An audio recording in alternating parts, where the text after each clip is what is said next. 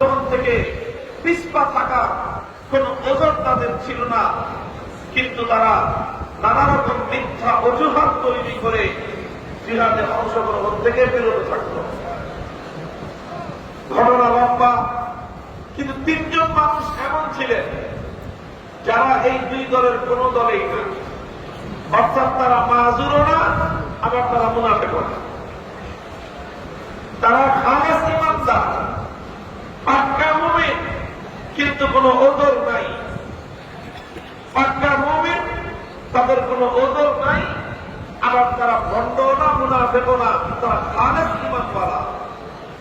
এই হল তিনজন লোক, যে কোনো কারণে তাদের তারা ভুল হয়ে গেল, তারা জিহাদে শেষ পর্যন্ত যেতে পারলেন না। নবী আকরাম সাল্লাল্লাহু আলাইহি ওয়াসাল্লাম যখন জিহাদ থেকে ফিরে আসলেন, একে একে করছিল সব মিথ্যার আশ্রয় নিল। যারা মাজুর ছিলেন তারা ওজর বয়ান করলেন, দুই গ্রুপের মুআমালা পরিষ্কার।